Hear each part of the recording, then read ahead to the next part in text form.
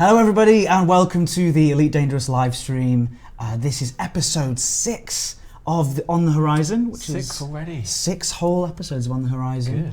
Good. This one is called Commander Trading Live. The astute people who are paying attention will notice I had to glance down to check the title of it. But yeah, today we are joined by the amazing Adam Woods. Hello everyone, thanks for joining us. Yes, thank you very much for joining us as well. Thank you for taking time out to come. My pleasure. I know that it's been a hectic time for you. It's been hectic, it's been busy, it's been exciting. Seeing the guys' initial reactions and feedback to what we've been doing over the last 10, 11 months. It's been a really, really amazing experience seeing all the people streaming the game and seeing people talking about it on the forums and on Twitter and Facebook and things. And so it's really, really cool. So Awesome. It's really cool to see you. Hello everybody, hope everyone's doing well. And so today we are going to be running through the basics of, and we've got loads to cover. So I think we're going to start as soon as possible because we've got so much more to cover. Basically, you're going to treat me like I'm an idiot. You're going to talk to me and be like, take me through step by step what you're doing. I might have lots of questions. And then if everybody at home has any questions as well, I will try and grab them off. But today, just my sound is off apparently. Apparently your sound is on. Okay. And you're in sync, but because I speak so quickly. Oh, sync. So they can. You guys can hear us. The video might be a little bit out. It should be okay. Okay. I can speak at the sound of. Yeah. Speed of sound. Speed of sound. That's what's happening. Joking. So do another talking of speed of sound. Let's travel faster than light, and start telling people about. What to do. So what are we doing? What we're doing today? You talk me through what we're doing. Well, first of all, it's worth noting that I'm going to be using a development build. So this isn't the live beta build. It's pretty close to it, but it's a development build. A couple of reasons. Well, the main reason for that is so that I can jump around a little bit quicker using my sneaky dev tools. So there'll be certain points where we'll switch away and I'll get to the next situation that I want to show you guys how to do stuff. Keep that between us and all the viewers. Of people who are watching. To begin with, we're gonna go through what equipment you need, where to buy that equipment, how best to approach a planet, and how best to approach a planet to get onto the surface, how to land. Deploying the SRV, using the SRV in a basic way, and the wave scanner in basics as well. So you mentioned a couple of reasons just before you go into the details of things, and I've already switched over to the screen where we are. But the other reason is being that we did have an update coming out very recently. We wanted to make sure, just in case the live build goes over. Oh, sorry, you lost. You lost. Seem to get. Oh, click on it again. Focus again. Yeah. A little small technical hitch here for 1 second. Just need to see why. Oh, I think I know there what it is. You got it. It's because I had unplugged the X52. So first point is to not unplug your X52 when you want to play it. Yeah. Also, actually, that's worth noting. I am using the X52 Pro tonight for controls. So I'm in Shinrata Desra. I'm in my ASP Scout. Why do you get so many credits? Again, because I've got my cheeky little dev utilities, I can give myself quite a few credits, which you can also see by the fact that I've got A's everything pretty much. So I think some of you guys have noticed that you don't start with a planetary suite, and you should. That's a small bug that we'll be fixing. But in case you ever get to a situation where you haven't got a planetary landing suite, that's one of the first modules that you need. In the slot here, you can see at the bottom. That's the suite you need to buy. So always make sure that if you want to get onto a planet surface, you've got that. Yeah, and there is just the one, so you don't have to worry too much. No, and it's a dedicated slot as well, so you can only put the approach suite in there. The other thing, of course, when you're on the surface, you actually do need your buggy if you want to. Sorry, SRV. If you want to actually get out of your ship and drive around, then obviously you need your SRV. Yeah. You need the planetary module, vehicle module for that. So let me just change that to type. And you can actually see it's just at the top there. Different modules have different amounts of slots in them, so you can carry more than one buggy if you need to. We don't really need to do that now, so let's. So you can carry more than one SRV at a time. Yes. Yeah. I didn't know that. So you can see here, I've got a slot. I've got 2 slots in mine. Yeah. When you buy the hangar, it doesn't automatically come with a buggy. Okay. So you need to make sure you also equipped an SRV Scarab. So just before we do go a lot into the details, I genuinely haven't had the time to play the actual beta build yet, so there are going to be a lot of questions coming from me as well about how to do this. So yes, just forgive me if I do sound a bit stupid sometimes. No, it's fine. I think no stupid questions, right? No stupid questions. No stupid questions. So put a buggy in. SRV. Hope no one's playing any games with me. How many times I play? How many times I say buggy? It's also, while we're here, just to point out where you can restock your buggy. So if it's destroyed, you need to restock it from the restock option at the station, at the starport services. So you'll see SRV Scarab there.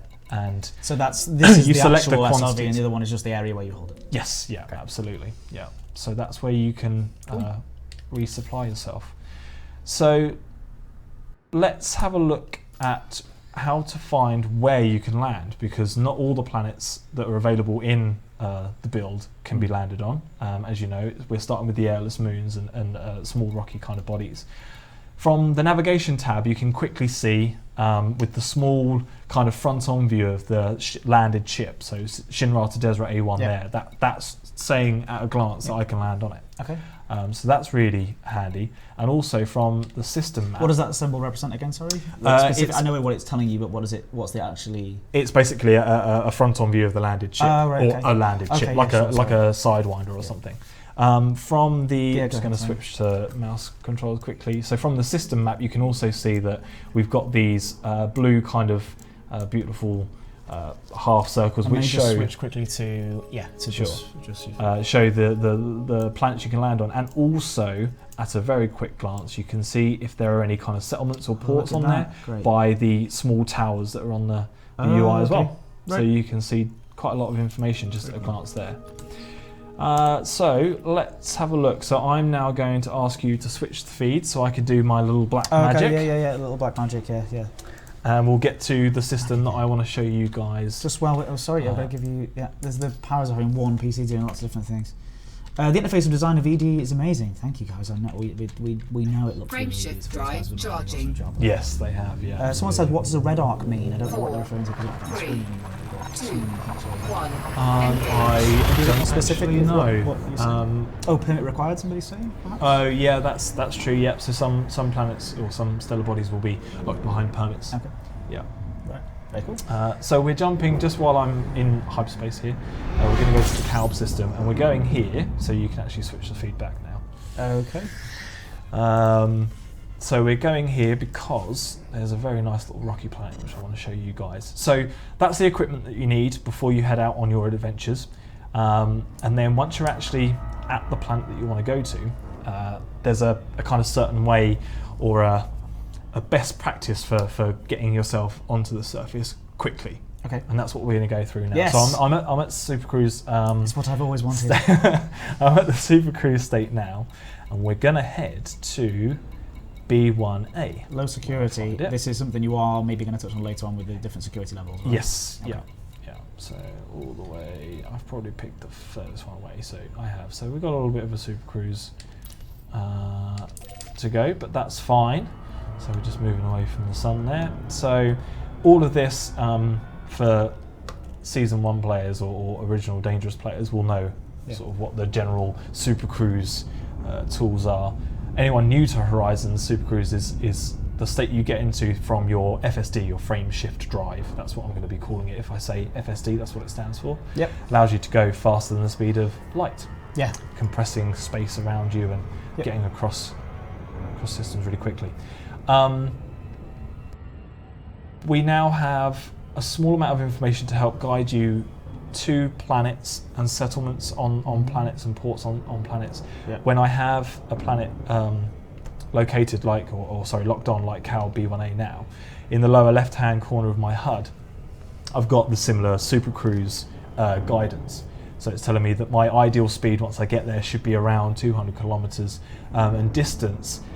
It was showing distance to orbital cruise. Now, orbital cruise is one of the new features of Horizons, and it allows really quick traversal of a planet surface without having to go right out in Super Cruise. Sorry to interrupt.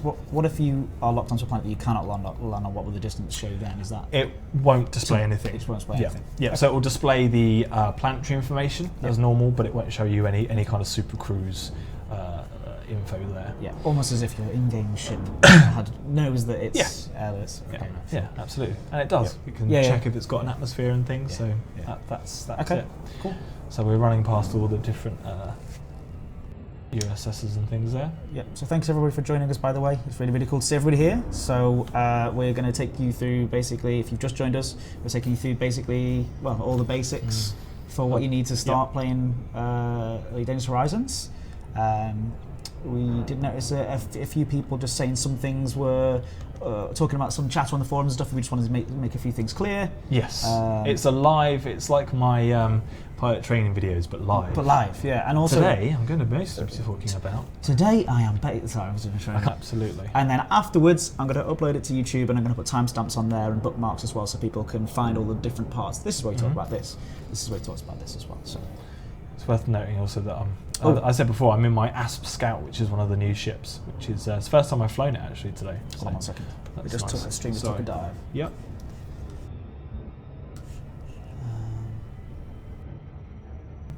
May just go off. It's still up? Okay. Hello everybody again. Sorry about that. I think a couple of you just dropped out a second. Sorry about that. But hey, seems to be back. So still making our. I did pick one of the furthest planets away, so I'm sorry about that. But it gives us time to maybe have a look at a little bit of the chat, maybe. And see don't worry about it. It did. Yeah, I had to basically reset the stream for a moment. So sorry about that. That's all right. Okay. If Eddie's flying, yes. If Adam, no, I'm not flying. Adam is flying and playing. I don't know how I can show. You could. Yeah, he's using the X52. Yes. Right. Yeah.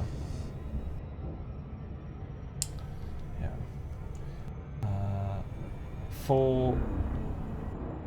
Go on, yeah, go on. Sorry. I was just going to say for. Concentrate. Try and concentrate and talk and think about what you're saying. It's not that hard. I was thinking I'm going to use a bit of my black magic again. Okay. I think because this is I have really picked probably one of the furthest. Oh, so in the interest of time. Yeah. In the interest of time. In the interest of time. Yeah. No worries. Here we are. And I can chat for a bit. So yeah, people only change one thing, which is engaging and disengaging FSD. I normally put it on the A button rather than on one of the lower down toggles because it's just quicker. That way, I don't have to take my hand off the stick. Yeah. But other than that, it's normally just right.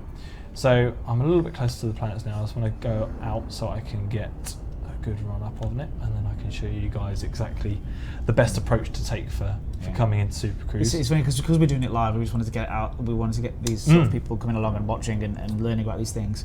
But that's why we have to maybe, in the interest of time, because otherwise we'd be able to cut up the. It's kind of like a Blue Peter thing. Here's one. Here's one I made earlier. Yeah. Okay, so let's switch back. So I'm a little bit closer now. I'm still in Super Cruise. I'm not going to take my speed too fast. We've got a rather interesting pairing here of one rocky body with another smaller rocky body. So as I head towards the planet, let's talk a little bit about the orbital cruise. Do it. You get a little bit of an indication of Super Cruise, A, by the distance, like I was saying before, in the left-hand targeting panel, but also when you get closer to orbital cruise, you get some more information come up on the head. Now I'm just going to pause just to go through this quickly. So what's just appeared now? Blue line as well before. Yes, so the blue line's indicating when all this kind of turns on. Okay. The yellow line you can see there, that's at the point that I'll drop out if I don't do things properly. Yeah. So we've got an altimeter, an attitude, descent rate, and also longitude, latitude, and some G indication as well. Okay. So the ladder is the attitude. Yeah, okay, so I was going to say, because people can't see your finger point. No, sorry everyone. The ladder is the attitude, so that just is reference of my nose compared to the planet's surface. Yeah. The altimeter, which is to the right-hand side of that, is showing my height from the surface, and it also shows two other really important pieces of information. You can see OC there and a line. Now OC is standing for orbital cruise. Above that line you're in Super Cruise, below that line you're in orbital cruise. Okay. So you can see that we're in orbital cruise at the moment because my indicator is saying that we're just below that. Nice. The DRP is drop. If I go below that marker, I'm going to drop out into planetary flight, just normal flight. So there are three very, which I haven't actually rightly pointed out, almost about to do. So I'm just going to pull up a little bit. The blue area on the attitude ladder is showing the area to be if you want to go really quickly around the planet. Oh, right. So if you kind of want to jump from one settlement to a port on the same planet, you come out. We'll go through this a little bit later. Yeah. You come out into orbital cruise, and the further away from the surface you are, the more speed you'll get as well. Okay. So I'm at 77 kilometers at the moment, and if I just sort of give it full beans on throttle, but stay in that blue zone, you can see that we can whip around quite quickly, and my speed increases. Full beans on throttle. Full beans. Such a British thing to say. Yeah, but if I go too high, my speed slows down until I go back into that blue zone, and then I get speeding up again. Okay, cool. So that's kind of that. So let's pick a place to land. Are you just picking a random here? Or? Yeah. So this planet doesn't have any settlements or ports on it. I just want to show it because it's kind of got some really funky features. You can see all the different canyons and mountain ranges and stuff, and the fact that it's got sort of the other planet that it's orbiting the main body. Yeah, the star's quite close. Cool. So I'm going to pick a little, I think just further around the planet, we've got some interesting canyons which will aid me in landing this ship as well. So here we are. Right. So I'm going to pick, so we've got some sort of canyons below me now. Mm-hmm. So what I normally do, it's a bit easier on a settlement. So you can see the red area now. So now that we're in orbital cruise, part of the ladder from minus 60 degrees down goes red. Basically, that's you're coming into deep. If you come in following that trajectory, you're going to be pulled out of. Gradient, right? Yeah, exactly. Too steep a gradient. That's perfectly explained. If you come in that area, you'll be forced out of orbital cruise, and it's almost like an emergency drops. So you'll get a little bit of damage, you'll get a bit of overheating, and all kinds of things. So you don't want to be in there. You kind of want to stay within the orange zone, as it were. So we're going to point towards the canyons there that you can see just in front of me. Going to give it some welly. That's another English term. Yeah, this one is fun. Oh, right. So you can see now I'm dropping out of orbital cruise, and straight after that, I'm going to go into my glide mode. Okay. Now glide is a way to traverse from orbital cruise to a lot closer to the surface very quickly. I still have control over the ship at this point, so it's not like a loading screen or anything. And if I go too high up, the glide's aborted, and I'm just stuck quite high up. But if I go lower, again, it's almost like an emergency drop where I get a bit of heat and so it's not good. So it's just good to stay within that blue zone. Again, the quite ladder. Clear. Yeah, the ladder. Will that ladder change based on what ship you're flying? Gravity on this? Gravity does have an effect, as you can see now. So we've come out about 5 kilometers, glide's complete, and now I'm back under full control. But like I said, I had control of the ship. Yes, so gravity does affect ships. Which is actually a nice segue onto planetary flight mode. I did that by accident. So now that we're in the planetary flight mode. So somebody asked, Nick Dinsdale says, how long does glide last before it auto disengages? So the glide mode tries to get you to around 5 to 6 kilometers off the surface. So pretty close, and it's kind of. There's not a fixed time that happens unless you cause anything for it to abort the glide.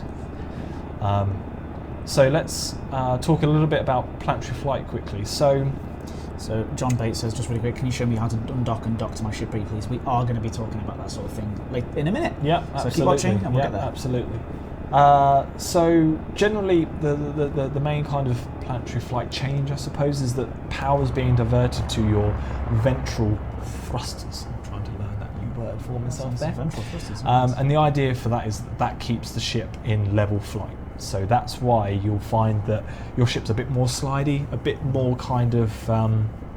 You have to preempt where your ship's going to be. Your velocity is slightly different to your attitude. So your nose might be up, but actually you're kind of sliding through the atmosphere. So it's pretty cool. Why does the ASP hologram look so wide? That's because it's the ASP Scout. It's the Scout, yes. So it is a slightly different looking ship compared to the normal ASP that you're all used to. So you keep going. So let's just throttle back for a second, so I can show you. So if we're in really nice. if we're in perfect, just a side note, I still can't believe that I get to work on a game like this. Well, yeah, that we can just kind of land on a planet. Anyway, so level flight. So I'm at 0 degrees. I'm parallel to the surface because I can see that I'm lined up with the attitude ladder.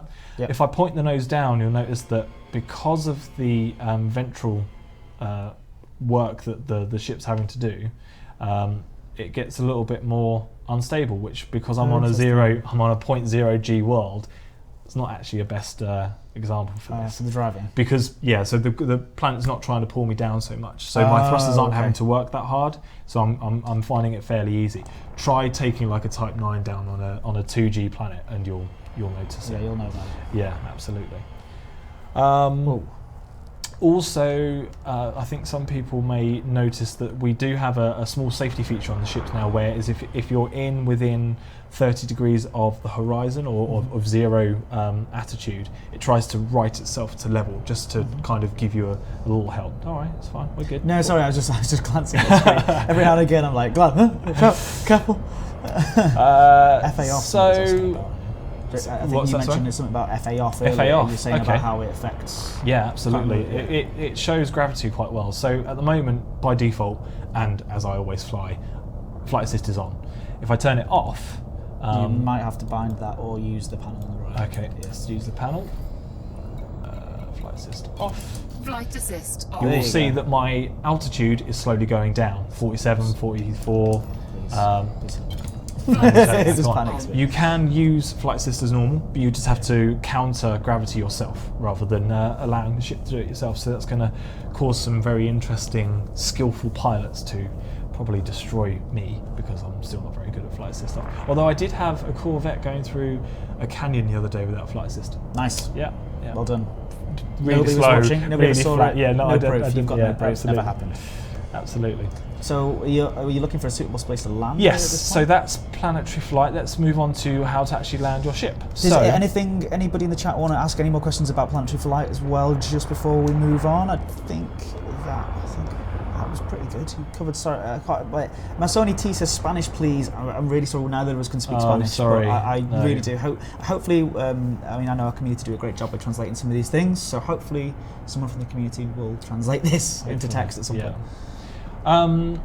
So we've covered equipment, how to get there, super cruise, orbital cruise, the glide path, and briefly planetary flight and how that affects your ship. The main thing with planetary flight is just side note on the planetary flight part of it, the blue zone on the throttle, which again, if you guys are kind of old hands to elite, you'll know what that means. Basically, that gives you your best turn rate.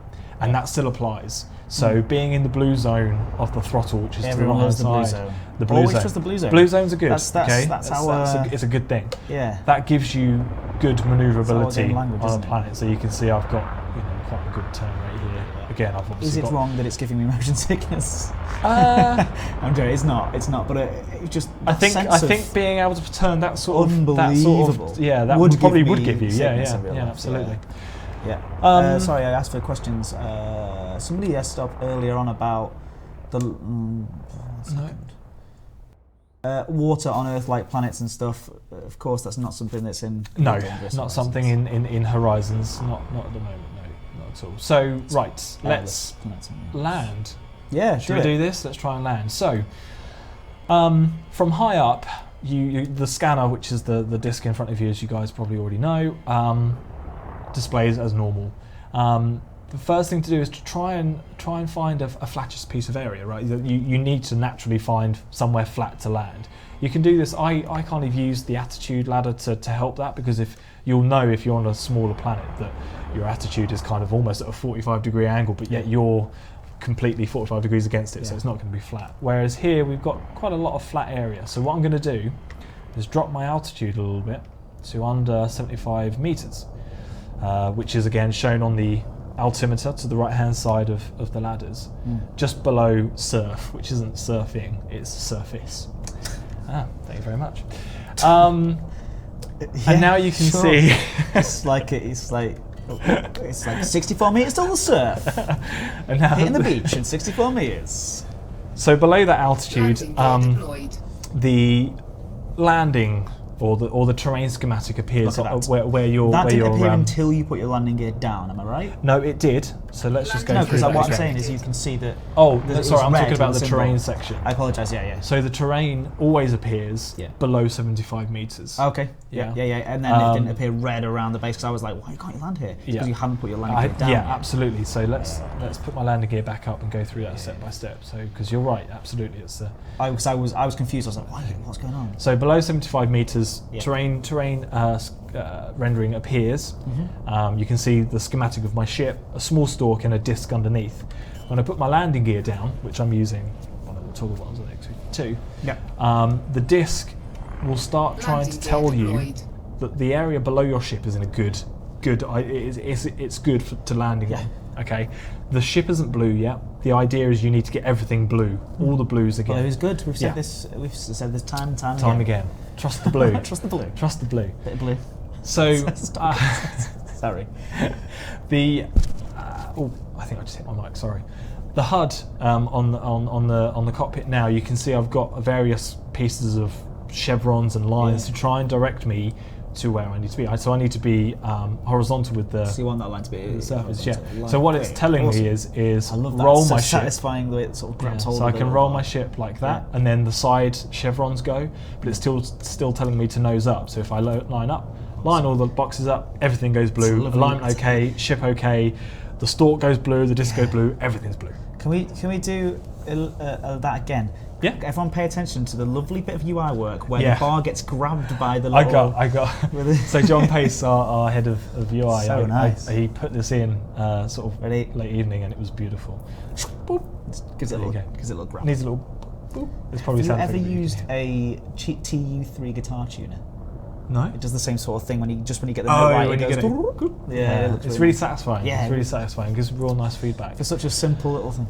So, next step, we're all blue. Everything's looking good. I'm going to use my vertical and lateral thrusters. So again, if you're new to Horizons, the ship has 6 degrees of freedom. So I can move the ship up and down, left and right. On the X52, there's a small hat switch I'm using for that. On the 360 pad, I think it's the right stick and things like that. So now I'm all blue. I'm just going to bring my ship nice and down. Again, absolutely. I don't know why it's Australian in there. Bringing the altitude down. I'm watching the altitude all the time. 30 meters, 24, 20, 19. So what sort of speed? You're doing it nice and slow, but will its ship tell you if you're going in too fast? Yes. So if I go... Slow down? There we are, slow down. And that works for both moving across the surface, like going forwards, and also moving up and down. Okay. So just bring it nice and gently all the way down. Get the particle effects down, and then just final reassurance. So you kind of want to hold thrust down to make contact, and then you'll hear all the audio, the great audio feedback that shows that and things like that. Hopefully people can hear it, and we've got the speakers down, so we're not picking it up on here. But hopefully people can the hear message it. that's in front at the moment, ship secured, hold vertical thrust to launch. That's to do with taking off, which once we get back to our ship, I'll explain what that means. So we've landed, and now we're going to do the deployment of the SRV. Colonel Mac says, "What can you do on planets?" We are, if we have the time. I mean, we're getting through some stuff, so hopefully we'll touch upon a little bit of what you can do. This isn't necessarily the gameplay, or fully all of the gameplay. We're going to show some of the emergent gameplay that you come across, but this is much more to do with how to get onto a planet, how to deploy. Making sure people have got the basics to discover the gameplay themselves. Absolutely. That's what this is all about, to make sure that everyone knows exactly what to do to get started. So you may have seen it earlier when I was travelling in Super Cruise. We've got like our right and left panels. We've now got the new one, which is the lower panel. From here, you can obviously select to deploy my SRV. So I'm going to select deploy, and then I will go into my beautiful SRV and start driving around. Make sure I've got a little check. I've got a cheat sheet of what I want to wheels talk about. Come out the side. Yeah, just there. Yeah, and you can look back up inside in your cargo. So let's get out from underneath. So I'm going to give the full screen again to the game. Let's just swap back. Just have a quick. This is a bit gratuitous from my point, but I do. It's been a long time from being able to just see ships so up close. I'm looking forward to someone doing a video of doing getting 10 people, 20, as many people as possible into an instance and just lining up all the ships, driving around. I just can't. There's already been one video of a guy, and we'll just miss my ship in a second, so I'll explain that as well. But a guy, he was waiting for this moment for years, and he basically just external camera'd and dismissed the ship and then just watched it go up, and it was just amazing. So because the reason why I think it's useful to take our faces off the screen is because on the bottom right there is a different piece of UI now as well, the board ship, but you'll go into that when you finish explaining. Some people are interested as well about the controls you're using with the X52 Pro. Yes. We are controlling with the HOTAS X52 Pro. And so I don't know. Do you want to quickly talk through a bit? Absolutely. It's a good point because I want to go through. I've got a little bit of a cheat sheet of what I want to talk about. So that's why I stopped pausing and then reading what I'm actually trying to go on to next. So the buggy cab and controls. So from the X52, by default, like the ship, we have two modes: drive assist on and drive assist off. Drive assist on a pad is kind of like setting cruise control almost. So I can just put the throttle forward and leave it, because obviously it works quite well with the HOTAS. It just sets the speed and off I go until I pull the throttle on the HOTAS back. I'm using the main stick for steering, so it's just kind of like rolling in the ship, but instead of rolling, obviously I'm just turning left and right. Absolutely. The boost button, which used to boost the ship, now gives me boost in the SRV, and I think some of you have seen my slightly lucky move of boosting, which that didn't do because I have got clutch mode enabled. So you just need to quickly change that. Just do the waiting music. Somebody asked on there, just while you're doing this, don't worry about making noise or anything. Somebody asked on there if I was ignoring them about the joystick HOTAS for flying and then pad for driving. If they're both plugged in at the same time, is that possible? Do they have to just switch in the menu the controls? Is that what's going to happen? You have to go. You can have both plugged in, I know, and then change. You have to change in the options, right? Yes. So there's you won't be able to pick it up at the moment, at least. Anyway, I don't want to try and. No, so you can't. You'd have to switch control schemes. I think I haven't actually tried that myself yet. Okay. But it is. I think it's an interesting question. I didn't want to make it seem like I was. Sorry. I'm now knee deep in trying to make the. Running about 14 different things all at once. Control.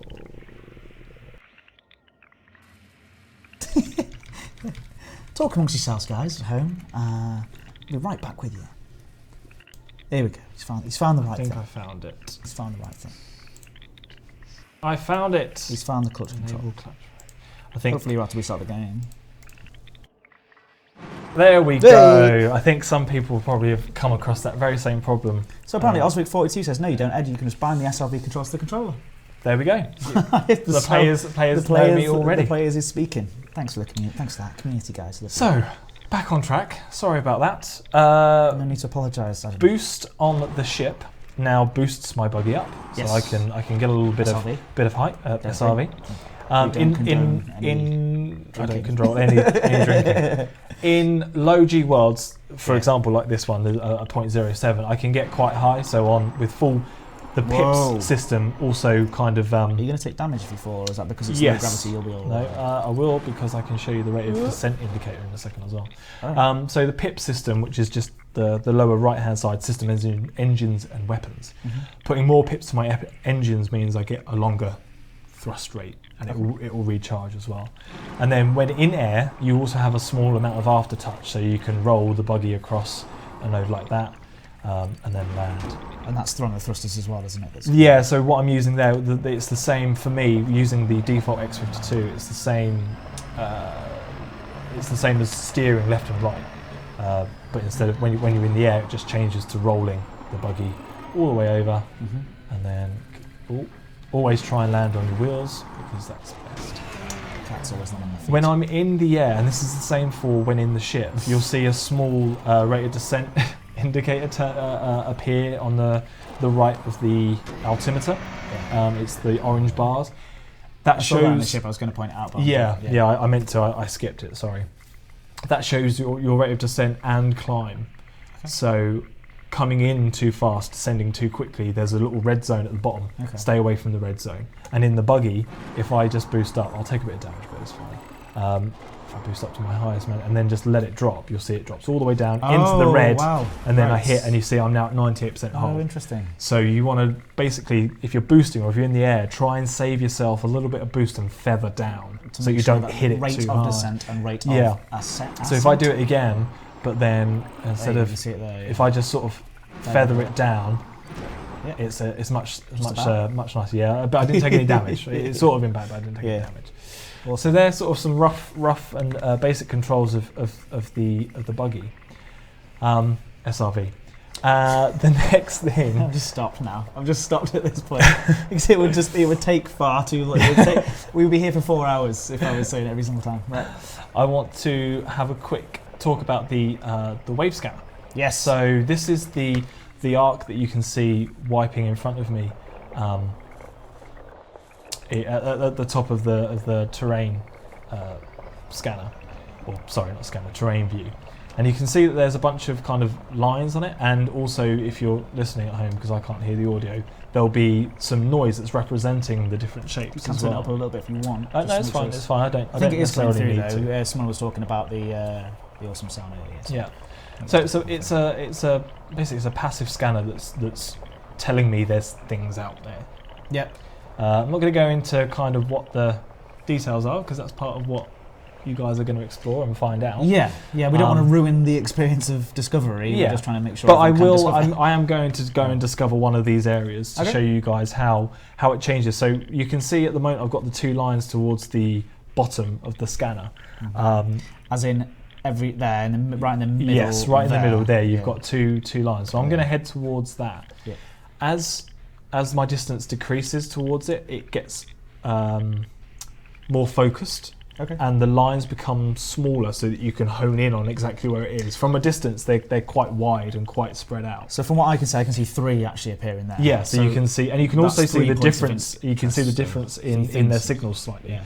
So on the left-hand side, you've got a thin bar with a thicker one. In the middle, they're kind of the same. Yeah. And then on the right-hand side, you've got 3 kind of smaller bars. So they could be 3 separate different types of things. Okay. Oh, interesting. Yeah. So let's just head out to the middle one. It's worth noting that the signature might change, it might move. So you need to always try and aim for keeping it in the middle. It doesn't, just because it's in the middle now, doesn't necessarily mean it will always stay in the middle. Okay. I'm having to sort of correct myself to keep heading in the direction. So further back it's picking up a wide area where it might be kind of thing, or where it's picking up a signal from, and then it's going to sort of hone it down so that's it. And now you can see, if I just, you can actually see, if I drive past that rock, the signal's gone. So what could that be, I wonder? Let's turn back again. So there it is. So that's what I've been heading to. Now you can see, actually, because I'm pointing back towards my ship as well, you can see the wave scanner's picking up on that, but you can still make out that the thing that's closest to me is brighter. Those 2 lines towards the bottom are brighter, so that's the thing. Let's just go back around the other side so it doesn't confuse too much. Yeah. There we are. Let's back up a little bit as well. There we go. So this is a nice kind of segue into materials. Mm-hmm. And what you can, materials is part of the thing that is part of the new feature, which is synthesis. So here's some of the real meat right here. Yes, this is absolutely. Listen carefully, kids, because Mr. Woods has got a lesson for you. So in the in the cargo tab, you can now find 3 kind of separate sections within it. So we've got the SOV cargo, which is where you pick up your normal canisters. You have materials, which is what we found in front of us right now. So we've got a little. If I just look onto it, not in reverse. It's still in reverse. I'm still in reverse. There we are. Let's just. Why is that not locking onto it? Try this one. Don't know. Try and check your bindings. Just make sure it's locked. modules. Let's just have a quick. It should be. Nobody wants to look, but I mean, people can see like the level of sort of control that you've got over here, but it should be on there. That's target panel. I don't want that. Shoot it, says Tom Hutchinson. Is that what you plan on doing? That's exactly what I'm planning on doing. You're being too far ahead. I just like the fact that that is the thing that people basically say straight away. Is like, well, no matter what it is, just see something and shoot it. Sorry, I took the control away from me. That's okay. You think that might be it now? I think so. Okay. Yeah. Bring the button screen. There we go. Sorry, yes. So it's an outcrop. So it's not going to tell me what material I found just yet. I have to shoot that, which obviously some of you guys have already just told me to do. But just quickly going back to the reason you want to find materials is because you have synthesis. So this new feature means that you can create resources in situ for your ship and your SRV. So people have been running. People have seen reports and people tweeting about it. And I'm like, no, it's part of the game now. Yeah, like running out of fuel and stuff, but they need to synthesize fuel, for example. Absolutely, yeah. And I had preloaded my buggy with my SRV with materials, but I had to clear the save ready for tonight's stream, so I haven't got any now at the moment. But showing the synthesis tab here from the cargo, you can see that the three options at the top are in orange because I'm in the SRV, so they're the three that are available to me, but I can see the list of recipes. So selecting them, for example, the refuel. How many? There's loads of them. There's 3 tiers to each recipe as well. So you have your basic, your standard, and your premium. So they all come with their own recipes. So for example, the basic needs sulfur and phosphorus, which is a word I didn't think I could say, but I did. Phosphorus. And that basically just gives you some fuel. But then if you look at standard, it also gives you some shield overcharge, but you need to get more things for that. So you need to go and... Okay, so there's 3 types of each. Perk boost, or each resource that you can create or craft. And then you have your premium, 100% shield overcharge, and also of course at the top you get your description of kind of telling you what's going on as well. But like I say, the more premium it is, the more rare the materials are that you need to find to do. Okay, so mercury and technetium. Yes, assuming that's what it's called. Yeah, absolutely. All right, so you have nothing that you can build right now. No, not right now, but I will show you how you can actually collect the material. Yes. So we've used our wave scanner. We found this outcrop. I'm going to switch to my turret mode. So here's the lovely turret mode. Will recipes level up? Asks somebody on. Gives you free look. Do you know? No, I need my You're going to need turret. to go back and change. I think it's who's changed the controls. Somebody's gone change their controls. Right, you try and find that. Yep. And I'll talk to the chat while you just making sure that a couple more things you've got locked in. Someone said, will recipes level up? I'm not sure what Mad Dog means by that, but maybe you'll know what that means. What's that, sorry? Will recipes level up? How do you... I don't know really what they mean. To be honest with you, sorry. Can't the SRV refuel from the ship? Asks Zion Ravenseen. No, so you can refuel using materials, or you take your buggy back to a starport or a port, and you can refuel there. Okay. Yeah. Will recipes improve as you progress? The recipes, I think, are standard as they are seen in that. Yeah. Yes. Yeah. And it's not probably going to stay that way for now, at least. There we go. Right. I think. You think everything's sorted now? It's the sort of thing that we're supposed to check before the stream begins, but hey, that's what happens. There we go. So I've got my hat now connected to my turret mode. I can still control the buggy while I'm in this mode as well with the standard throttle and whatever you've got bound to throttle and steering, you can do that. Yeah. But I've also got the hat where I can now fire. So this is, on the X52, it's the fantastic safe button underneath the little switch. Yeah. So that deploys your weapons in the ship. In the game, and when you're in your SRV, it will turn you to and from your turret. So we destroyed that outcrop. It's created these fragments that have just rolled off, and I need to now go and get them. So I'm going to go back to my cab. Am I allowed to ask a question about the neural link thing in the bottom left? Yes, but basically you saw that we switched position, Yeah. but we didn't physically move. Our pilot is still within the cab. It's a link to the camera that's on top of the buggy, so that we can get precise aiming and at the trade-off of kind of manoeuvrability of the SRV. Just really quickly, Tom Hutchinson says, does the SRV instantly fill back with fuel on docking? If not, is there an indicator anywhere to check fuel without deploying it? I missed that, sorry. The SRV instantly fill back up with fuel on docking, or if not, is there an indicator somewhere that says that? I believe it does. When you dock, you get an info message saying SRV fuel replenished, I think it is. So, cool. Yeah. Excellent. So, we've got the 3 little fragments that just came from the outcrop. I'm going to deploy my cargo scoop, which, if I remember rightly, yes, it's the toggle on the X52. I'm going to target it, so we can see we've so much got joy. So much Yes, joy. I put the right button down. So it's very similar to scooping canisters in a ship. Yeah. You have to have it targeted and kind of line it up with the center line of your SRV. Okay. With the cargo scoop down, you'll pick it up. So you pick it up if you haven't got it locked on? No, you have to have it locked on so that you're kind of enforcing the SRV to know exactly what thing you want to pick up. What just happened? So many things happen on the screen. Lots of things just happened great. there. So I just discovered my very first material. So that counts. So as in a good exploration way, data as because well. I have not got I'm sure I saw something about Universal. It's the same company. Same company. Yeah, same company. Okay. But it doesn't go towards your exploration. The silver lining of the fact that I didn't have my preloaded materials, that you got to see the beautiful UI that you actually get when you first discover it. Yeah. There's a certain amount of materials out there to discover, so good luck with finding them all. Oh. So let's just do that again. Challenge accepted. Challenge accepted. So I So that green is showing that's my your ship. ship specifically, Yeah. and if it was somebody else's ship, what colour would it be? Or was that dependent on a wing with you? It depends on if they're a wing. Yeah. Okay. Yeah. Yours will always be the green one. Another new material discovered. Iron. And then let's just do the last one, just in case it's phosphorus. So I discovered Phosphorus. 3 new ones. As if you planned it. As if I did.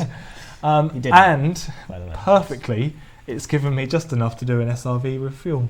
Yes! So that worked out absolutely fantastic. So you can see, if I go back to the cargo tab, back to the synthesis section. So yeah, you looked into your right panel, you went along as a cargo, Yep. and it's a new tab in there, SRV Cargo Materials and Synthesis. Yep. So right panel, I've got my cargo, go down to synthesis, and now I've got a little block in the basic arrow. So that's telling me at a glance, have I got enough materials for things? Yes or no? Lovely. Yes, I have.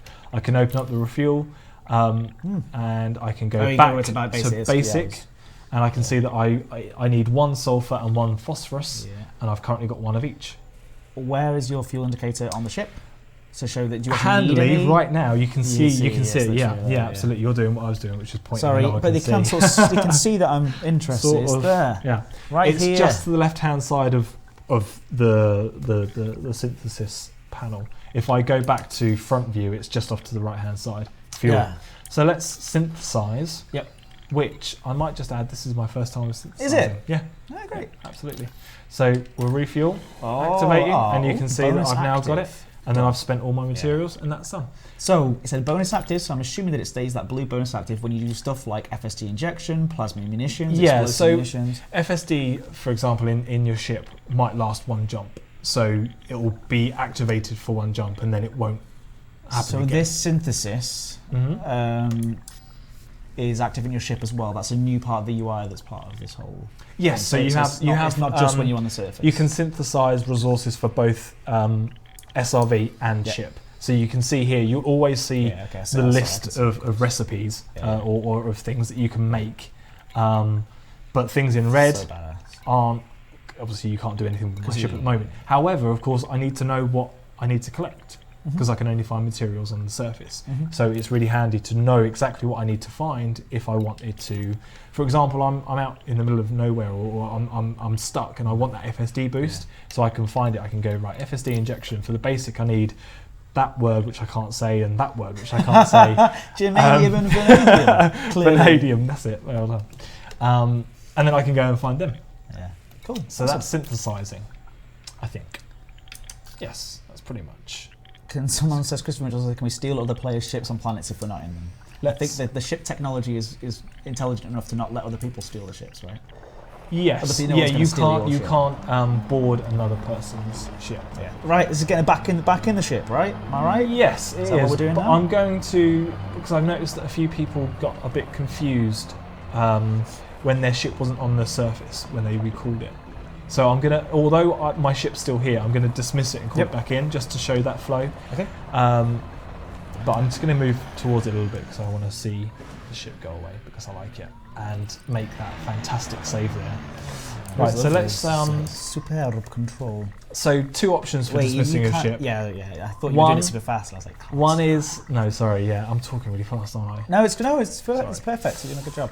One is your ship will automatically dismiss itself after a certain radius of you moving away from it. I think it's 2 kilometers. It will sort of go away and I did see some people being like, the ship has left and I don't know where I'm going. Or you can force it to dismiss if you want to just make sure it's really safe and out of the way, and you also get this beautiful section. Faces at this point.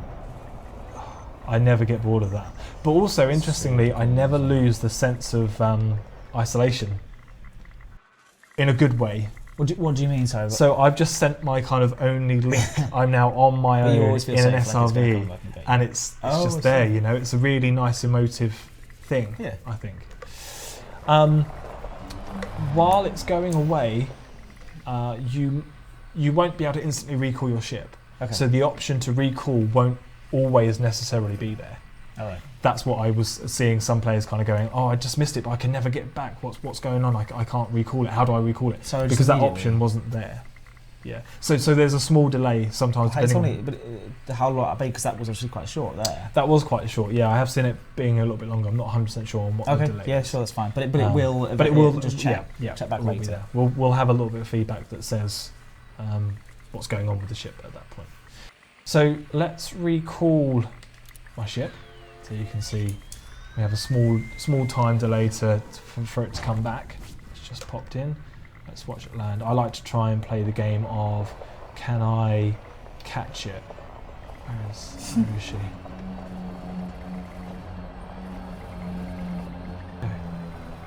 She's on the left. There she can. Down. She's already missed it. It's all the way over there. So as long as you wait enough time, you can recall your ship. Yes, yeah, absolutely. Even if the option doesn't appear straight away, it will be there. So don't. Okay, so we recalled our ship. Let's go through the retrieval process of how to get back into your ship. So again, familiar from people that have docked at starports, you'll notice a little similar hologram underneath. So that's pointing you to where your SRV bay or planetary vehicle bay is situated. There's also, let's put the cargo scoop away just to be nice and tidy. Which I can't, that's fine. Let's pressing go. All of the buttons. Press all of the buttons. Press all of the buttons. Oh, have I just moved too far away? I wonder why it's not going on. There you go. Put in a bug report to QA. I will be doing so. Right after this, I will be doing that. Will it be able to take you if you've got your cargo scoop down? It's a good question. Yes, it will. So, yeah. Oh, there you go. I wonder why, but then you just pointed it. No, it's also because I didn't point out what had actually happened there. So, okay. As part of the getting back onto your ship, certain parts of your extremities of the SRV have to fold away. Oh. So, and they do that on proximity of the ship. That's why I couldn't put my cargo scoop away. Sorry for calling So, as if you keep your eyes on the info panel to the top right, as I move towards the ship, it says turret stowing, and what that means is my turret's moving away, and my the main thrusters are also compacting, so I can get underneath my ship. Somebody asked an interesting question here. Yeah. And perhaps this is something that happens in balance and as part of the beta and things. But somebody's saying, why can't you thrust around ships? Is that because they are tucked away, like you said? That's because But what happens if they flip next to the ship and then they're stuck? Is that a really good question? It is a good question. I would dismiss your ship, because you'll always be able to dismiss your ship, and then when it moves away, you'll then be able to, everything will unstow and you can right yourself. Yeah, so in answer but to that's question, a very interesting corner case, and I quite like it, so we'll take it on board. So I always approach kind of coming from the back side of the ship. There's also another, so you're heading towards the hologram underneath your ship, and when you're in the perfect position, you can either kind of, I like to use a bit of head look to look up into the bay, but I also, from the front view of the cab, lower right hand side, there's a board ship indicator just below where your fuel's displayed. That turns blue when you're in the right position. Yeah, that's what I was talking about. So if I move out of it, it's can, not there. And then again, it's kind of similar. We use that sort of language in a lot of places in the game. Yeah, it's good. So I'm in good position. I look back down at my lower screen, and I hit board ship. At which point, minimise faces. Sorry, I do apologise. Yeah, that's right. It was sorry, right in the way of where it says. You can see it there, yeah. board ship. Sorry about that. Thanks, guys. Yeah. So at this point, you're in. We're back in, and now we'll talk about how to take off, because I noticed that a few people were not quite understanding the process as well. Indicated by faces. Sorry, dudes. Hopefully you can see it. Hopefully you caught it just before we went in there. Yeah. Anyway, I'll leave you to carry on. So no, that's fine. That's fine. It's all good. So we're back in the ship. We have the text which we had when we landed, which was the ship secured. Hold the vertical thrust to launch. Now, unlike kind of docking at a starport, you have to do a little bit more manual steps to get off the surface. So at the moment your thrusters are off. So if you check your modules, you'll notice thrusters are off. Yeah. So I can't actually do anything. I've got no control over the ship. However, if I use whatever I've bound to my vertical thrust, which on a 360 pad is up right stick, I think if you're using a default scheme, or on my throttle it's the hat on the throttle side of my X52, and I hold it up, you'll see info, drives engaging, drives at 50%. I'm holding it all the way through. I never let go. Even though when I've got audio of the drives whirring up and things, I don't just let go. You have to hold it until you've actually got everything in off the ground. So put my landing gear away. Yeah, do you want to are we going to land somewhere else soon? Show that again, or do you want to show that one more time? I'll do it one more time. That's fine. And maybe give an example of what happens when you let go, because some people think we're confused about that. Landing gear deployed. Just want to make it very clear. Sorry if that's making. So alignment fine. Let's drop down. Slower. Slowly does it. 16, 15, 9, 6. That's a little bit rough. Go on. Find sometimes it helps. You might just have to sort of wiggle the. If it really doesn't. Just really for another. It really doesn't like that one. Why? Maybe I found it. I found the one place. It's so for suggesting in all of the billions of potential places that we're not going to be able to land. It said alignment not okay. There we go. Sorry. There we go. Awesome. User error. Let's put it down to that. So drives offline. You get the info message there saying landing successful. Drives offline. And again, I'm just going to push up on my vertical thrust. But if I let go, nothing happens. Drives offline again. Right, okay. And also with the audio, you'll hear it's real nice kind of moment when you hear all the whirring of everything coming back to life. But that will all stop. Right. And then again, it will go up, but then it'll stop again. So you just hold up and keep going until 50%, and then 75, 100%, and away we are. Put my landing gear away. So let's just before, because we're going to head to another system and another planet, to talk a little bit about some of the kind of emergent POIs that you can find, and also to dock at a port on a planet. But before I do that, I'd like to just get ourselves back into Super Cruise before I use my black magic to get into a new system. You're going to show us how to do that? Yeah, because I want to show you guys the kind of reversal of landing at a planet and the stages that you go through to get away from a planet, just very quickly. So with the altimeter, again, it's saying the same information. The surface is obviously where the surface of the planet is. The next notch is the height at which I can go back into orbital cruise, if that makes sense. So if I'm below it, I'm not going to be able to engage my FSD drive. I'm mass locked to the planet and nothing's going to work. So if I try and make a jump, I'm locked. But if I go above 2 kilometers, which is what the notch is indicating, I'm now unmass locked, and I can put some full welly on my throttle, engage my FSD. Because I'm so close to the planet though, I do need to pull up, follow my compass, which is to the left of the scanner, and align with the escape vector. This is ultra safety so that we don't pancake straight back into the planet. So this is making me kind of 90 degrees away from the planet. Yep. And then, so that took me up to 6 kilometers as well. This ship can certainly shift. So once we're in past, once our FSD is fully engaged, so we're now a little bit lower than we were when we first come in. I'm going to be tentatively towards the planet just so that you can see it. Look at that detail. Look at that. There's a mountain range just appearing on the horizon. You know, it's absolutely incredible. And you can watch. It's madness. Yeah. Let's point away from it a little bit more so that we gain a little bit more height. Now you can see that I've got the same altitude or altimeter, sorry, that was when we approached the planet. So I've got a drop zone, I've got an orbital cruise zone, and above the OC line will be where I go into super cruise. So let's just keep heading straight towards, away from the planet, should I say. Can I be cheeky and just get a little shot in of the planet?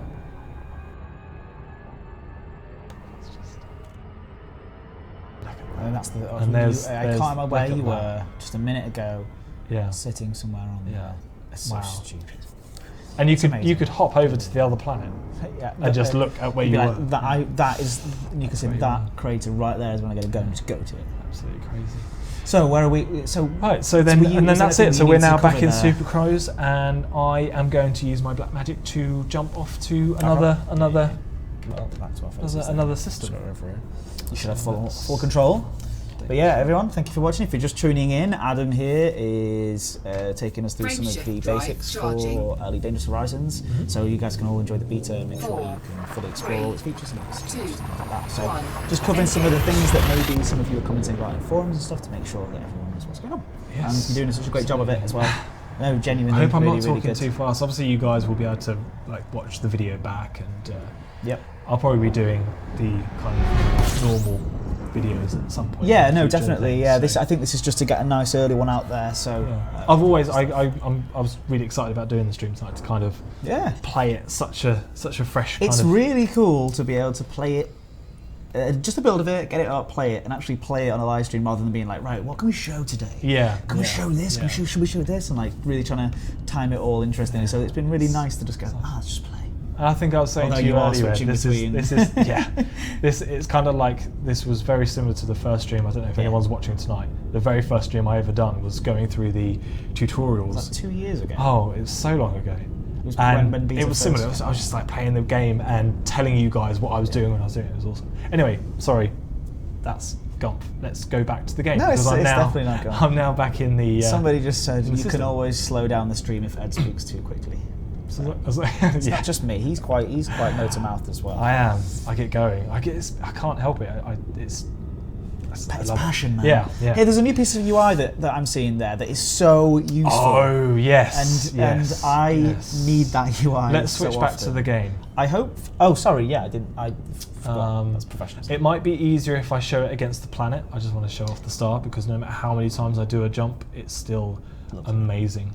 So we're going to head to.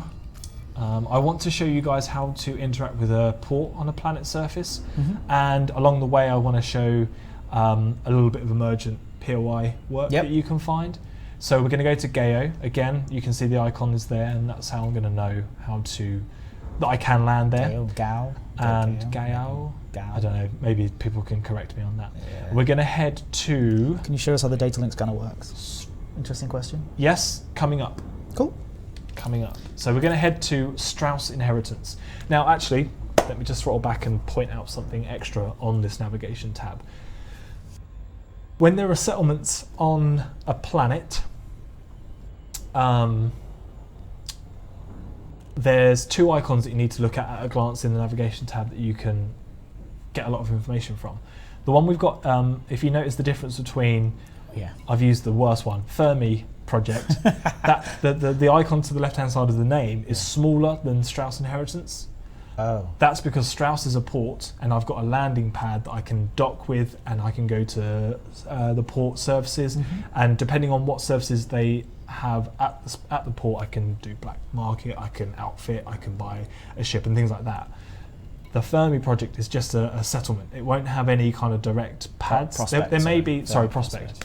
There may be like a helipad style thing that I can land, but there won't be any kind of port surfaces. So interesting. That's really useful information. And that is the important. That's really important. Yes, that's really important. It's very powerful because you can instantly know what you're heading towards. But there is a way to see more detail on these places, is there, or is it just at a glance that you're going to see this stuff?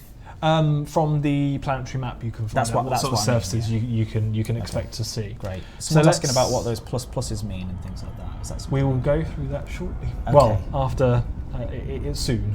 Yeah. But soon as in within tonight. We're going to be talking about the pluses tonight. So I think just hang on, because I think it's one step at a time. One step at a time. So this planet is a little bit better for the example of actually flying from Supercruise straight down to a planet as well, because it's not 140,000 light seconds away like I picked last time. So apologies for that. But that means that I can show you how to get to, instead of like a free form, how to get to the surface, how to best get to a targeted place on the surface. Because unlike normal supercruise, you won't just automatically drop out with the safe to disengage message and pressing a button. You have to kind of be a bit more manual with it.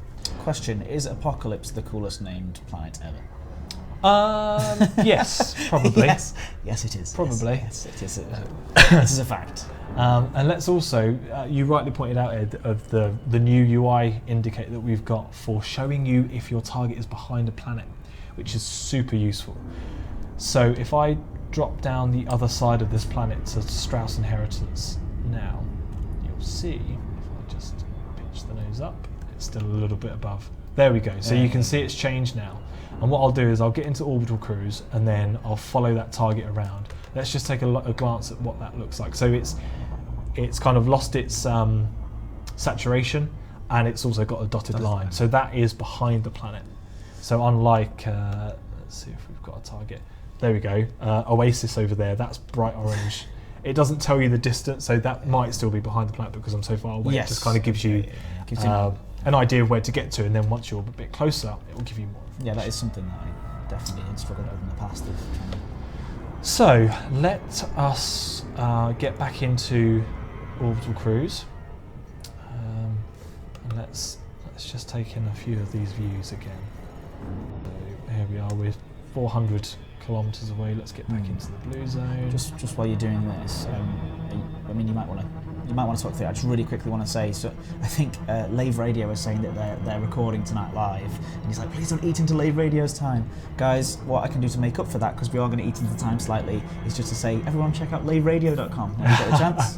Because a little plug. Yeah, a little plug for you instead, how about that? There we go. So sorry, so we've got Strauss Inheritance coming back up on our screens, and as I hone into view of it, or as it hones into view, boom, it goes back orange, and we now know that it's on our.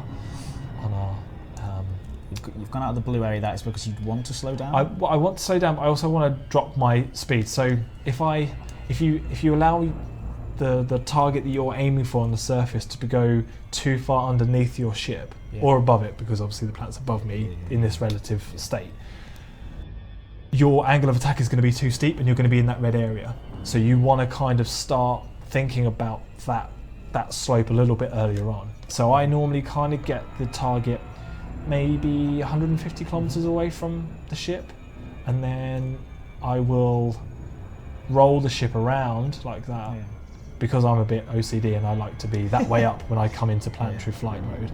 And then I'm basically just letting the game do the rest for me, or the ship do the rest for me. I'm not going full speed. You will drop out of. You've still got the kind of emergency dropout if you're going too quick. And then, as you can see, my altimeter is telling me 26 kilometers. I know that I drop out about 25, dropping from orbital cruise now. And then again, glide. Once I'm into the glide mode, I do have control over the ship. It's not like a loading screen, but I'm not going to move it too much because I want to maximize my terrain coverage, I suppose, and get as close to it as I can. Yeah, so I know, come in. so after the glide, it does feel like, oh wow. Yeah, yeah, but you're not. Yeah, I mean you're travelling at 2.5 kilometers a second still. Yeah, It's wow. kind of in there. Yeah, so you're coming in really quick. So let's just head over. I'll do a little bit of a pretty shot around the Strauss inheritance. See if we can pick up some of the details of it.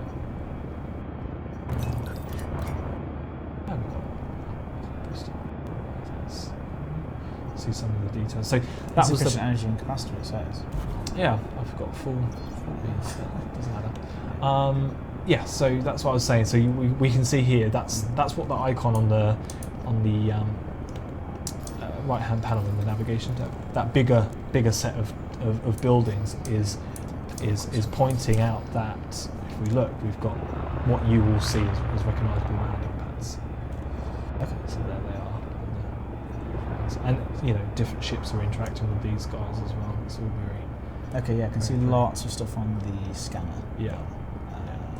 So let's go through docking procedure quickly for how to interact with a port on the surface. It's basically the same as a starport. Mm-hmm. So you go over to your contacts, you find the port that you want to interact with, request docking, and then Docking similar request thing. So granted. proceed to landing pad 8. So let's eyeball it, see if we can find it. We can also obviously use our compass, which is showing me it's just off to our right hand side. See if I can do some arty flying. There it is. We can just see it there to the top of the screen. Number 8. Did you say number 8? It's, number 8, yeah. And I can see that from this side we've got the control tower on our side, so I'm going to go kind of around and coming from the opposite side to it so that I'm lined up correctly. Someone asked if the docking landing computers would. Yes. I don't use the docking computers. I don't. Sorry, I wouldn't Landing know. gear I wouldn't deployed. know. I wouldn't know how they work. No, I really, one of the things that really excites me about Elite is the manual nature of it. You know, like you request docking, you land, you do all the things yourselves. That's why I really like it. So again, if you've docked at a starport, you'll notice the UI changes to something that you're quite used to. So I've lined up with blue. Oh, I've come back a little bit. Is it exactly the same? Yeah, exactly the same. Okay. And then I just drop down. So I've deployed my landing gear, and then Docking successful. Engines disengaged. So then what I'm going to do is show you guys how to deploy your buggy from docked. So this is another new kind of feature, part of, or not, I suppose it's a new feature to Horizons because it wasn't ever doable before.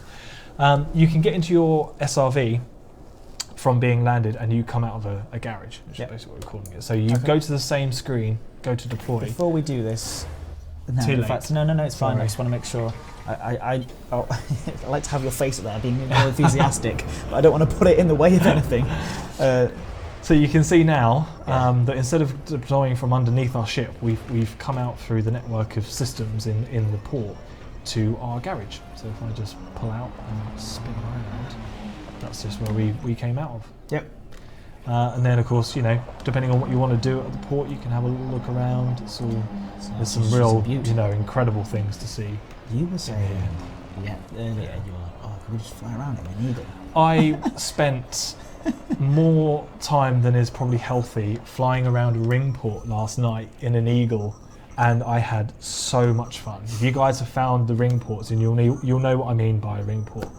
I was inside of it, and it's incredible because I could be really Top Gun, and I like sort of doing a small air show for guys. It's a bit geeky, but that's what I was just. Oh, it was so much fun, so much fun. So I'm not going to spend too much time. This is about education, not fun today. This is about learning all how to play the game. I'm going to. So you can do what you want. You can leave the port if you want to and go and find. There's lots of stuff that's. As you're saying, you can see stuff. Scanner. You can see the scanner stuff. Yeah, absolutely. As we were explaining. But I'm going to show you guys how to get back to your ship if you don't want to dismiss it and recall it if you've moved away from the port. Yeah. Then basically it's because you're in a port. Think about it the same way that you have to request docking as a ship. Okay. So you can't just drive your ship. You have to request docking with the port. So I go request docking. I've now got my compass is updated to tell me a little bit of information about what garage to point to. So you can see that it kind of lines up with this one here. You might have to travel around the port a little bit just to find it. Yeah, sure. But luckily enough, we've got it here. So I'm just going to drive back up into my garage, head for those back doors there. Again, the board ship light will turn on when you're in the right position. Right. Yes. And then you can go board ship, just like you do with going underneath the ship, and everything works the same. And then I'm back within the hangar, and from here I can go to starport surfaces, I can check up on power play, I can check up on Galnet news, I can do anything that I would normally do. All right. So I think that's it for part 1. I wouldn't mind taking just a short break. 5-10 minute break just to get a small. That's just the wet thy whistle. Yeah, and maybe let everyone take that all in. So take it all in. I think I can just leave it on the back soon message, and then we can split up the 2 videos later on. But what are we going to cover when we come back in just a minute? So get your cheat sheet. That's fine. You can bring up the cheat sheet for everybody. It exists. Look, paper. We have paper here. I feel like a newsreader now. So the main goal that I wanted to get across tonight was what we've covered there. Yep. It was what equipment you need to have, where to buy the SRV if it was ever been destroyed, how to get onto a planet, how to take off, how to deploy, how to retrieve your SRV, how roughly to use your wave scanner, how to dock at a port. The next bit, it'll be a little bit lighter. I want to show how you can interact with the settlements. So these aren't the ports, they're the settlements. How you can interact at a kind of a high level, a brief level, outside of missions. So some missions that you'll be able to pick up will direct you to doing things with settlements, and you'll find them. I'm explaining that thing plus as well, because we did say. I'll explain the icons, the different securities, what that means for you, and what you can expect to find when you go to them. Data points. I'll be completing a data point, hopefully under a time challenge. I'm sure I can do it. And also briefly what data linking is, but it's kind of part of data points. Fantastic. So if you are watching this, I'm actually going to stop the stream. It is 8:20 at the moment. We'll start again at 8:30 exactly. We're going to be starting again, and this one's going to be a little shorter than the last one, I think. This should only be 20 minutes or so. Okay, so actually, just come back in about 10 minutes' time for the second part. And if you are watching this video on demand, don't vote. Don't call in because your votes may not be counted, but your calls may be charged. Are we Ant and Deck?